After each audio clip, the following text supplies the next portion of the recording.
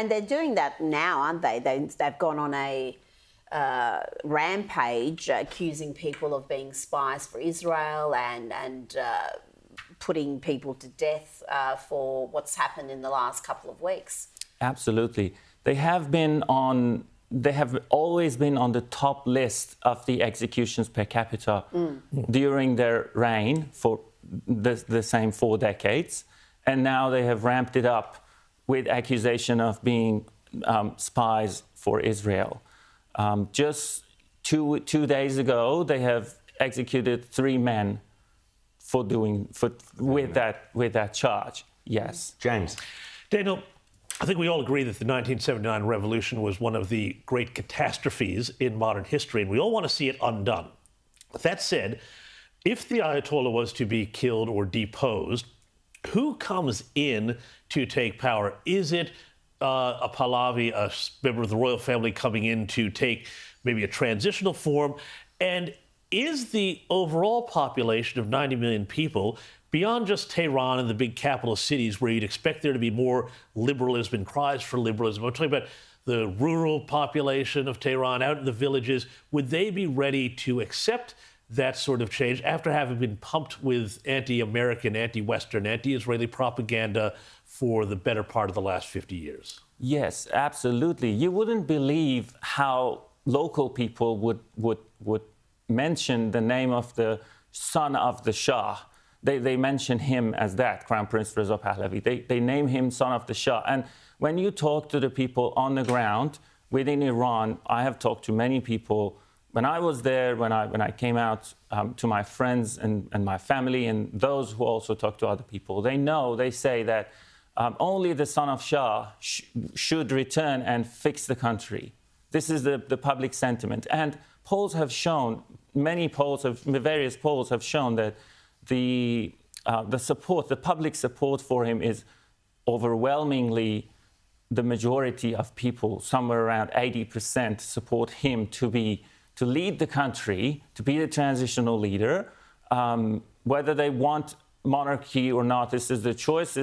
As Crown Prince also mentioned, this will be done in a free and fair election for the people of Iran. But I'm confident that people would want the monarchy back. This is in the fabric of Iranian society. So Crown Prince Reza Pahlavi is ready to go back. What needs to happen? Can Iran change from within, or does it need American or Israeli more help from outside? What's going to be the pressure point? What's going to get the people of Iran to either rise up, because they're clearly terrified, as they should be, of the evil regime?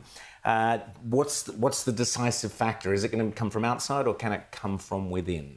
It should be a multi-factor attempt. And it's, forces should join together, not just people from within.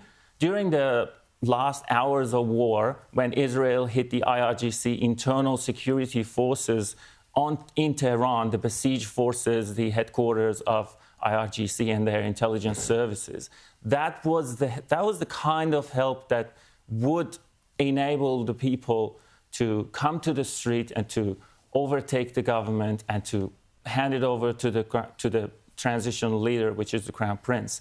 When we talk about the oppression, the killing, I guess we don't show the scale very much. We're not just talking about police with shields and batons. We're talking about snipers on the roof. We're talking about men armed with AK-47 killing people on the street and waiting for them to bleed to die.